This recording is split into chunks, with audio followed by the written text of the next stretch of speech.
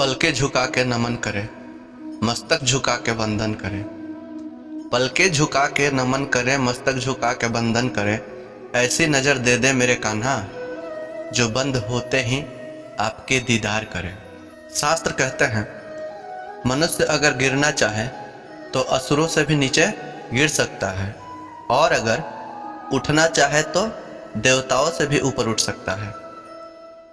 मनुष्य ही सृष्टि का एकमात्र प्राणी है जो परमात्मा तक की दूरी तय कर सकता है। इस संसार में श्रीमद् भागवत गीता के पवित्र ज्ञान से न जाने कितने ही लोगों, कितने ही महापुरुषों ने अपना जीवन बदल लिया।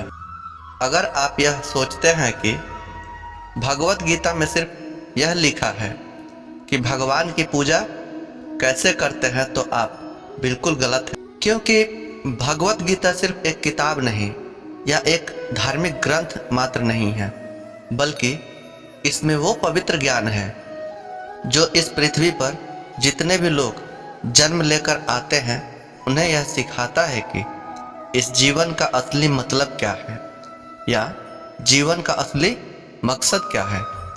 वास्तव में जीवन कैसे जिया जाता है, मनुष्य कैसे जीवन के हर क्षेत्र में सफल होकर खुशी और आनंद को प्राप्त कर सकता है। मित्रों, मैं पूरी कोशिश करता हूं कि भगवत गीता के इस ज्ञान को आसान और सरल भाषा में आप सब तक पहुंचाया जाए। अगर आप भी अपने जीवन में किसी मकसद को लेकर आगे बढ़ रहे हैं तो मेरा यकीन मानिए, आप भी अपनी जिंदगी के समस्याओं के जंग के मैदान के अर्जुन हो।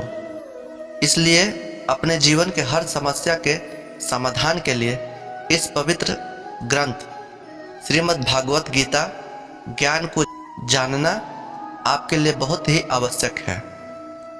आगे बढ़ने से पहले आप सबसे विनम्र अनुरोध है कि अगर आप चैनल पर नए हैं तो कृपया हमें अपना सहयोग दें, सपोर्ट करें, चैनल को सब्सक्राइब करें, जिससे हम और भी मेहनत और लगन से काम करें और आप सबके लिए और भी अच्छी वीडियो ला सकें। जय श्री कृष्ण दोस्तों।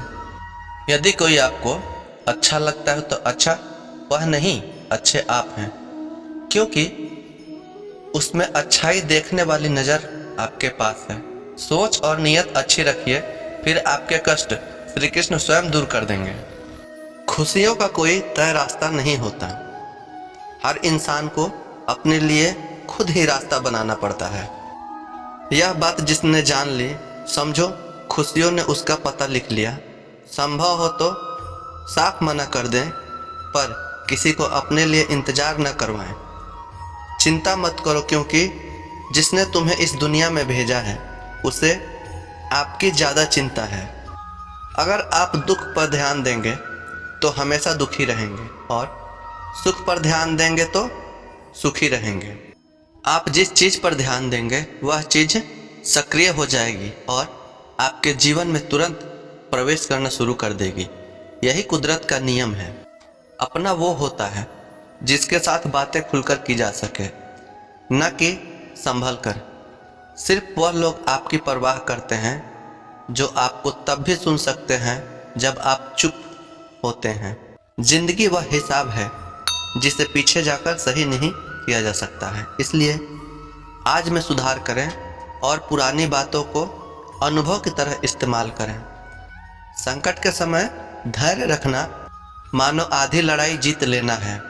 उस प्रेम पर विश्वास मत करो जिसमें भगवान श्री कृष्ण भी हार गए, बल्कि उस मित्रता पर गर्व करो जिसमें गरीब सुदामा भी जीत गए। विश्वास रखो, जो हुआ है वह अच्छा ही हुआ है, और जो हो रहा है वह भी अच्छा ही हो रहा है।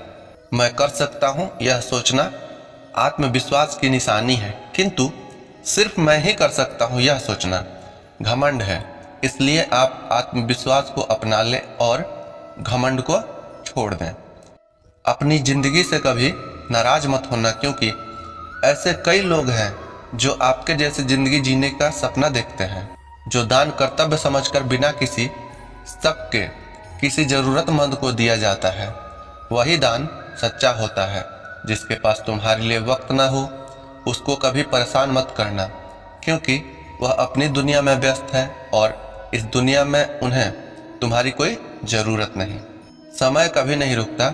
आज यदि बुरा चल रहा है तो कल अवश्य अच्छा आएगा। आप केवल निस्वार्थ भाव से कर्म कीजिए और वही आपके हाथ में है।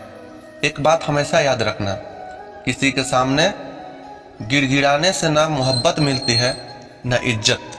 जिंदगी जानबूझकर हमें मुश्किल हालात में डालती है ताकि हम उन लोगों के चेहरे पर लगे नकाब देख सकें जिन पर हम आंख मूंद कर भरोसा करते हैं। जीवन में यदि खुश रहना है तो अधिक ध्यान उस चीज पर दें जो आपके पास है। प्रार्थना शब्दों से नहीं, हृदय से होनी चाहिए, क्योंकि ईश्वर उनकी भी सुनते हैं जो बोल नहीं सकते। अगर साफ नियत से मांगा जाए तो ईश्वर नसीब से ज़्यादा देते हैं। दुनिया में सबसे ज़्यादा गरीब तो वह है जिसकी खुशियाँ ही दूसरों की मर्जी पर निर्भर होती है। दुख में भगवान को याद करने का हक उसी को है जो सुख में उसका सबसे ज़्यादा शुक्रिया अदा करता है, जो आपके साथ दिल से बात करता हो। उनको कभी दिमाग से जवाब मत देना। जो मनुष्य मुझसे प्रेम करके इस गीता सार को मेरे भक्तों में कहेगा वह मुझको ही प्राप्त होगा। जो मनुष्य श्रद्धा पूर्वक हो और दोषों से रहित होकर इस गीता सार का श्रवण करेगा वह भी सभी पापों से मुक्त होकर मेरे परम धाम को प्राप्त होगा। भगवान श्री कृष्ण कहते हैं, जो मनुष्य गीता के इन रहस्यों को भक्तों को धारण करवाता है और इसका प्रचार और प्रसार करता है वह मनुष्य मुझे अति प्रिय है। वीडियो को लाइक और शेयर करके कमेंट में जय श्री कृष्ण लिखना न भूलें। चैनल पे पहली बार आए हैं तो प्लीज़ सब्सक्राइब करना न भूलें। जय श्री कृष्ण।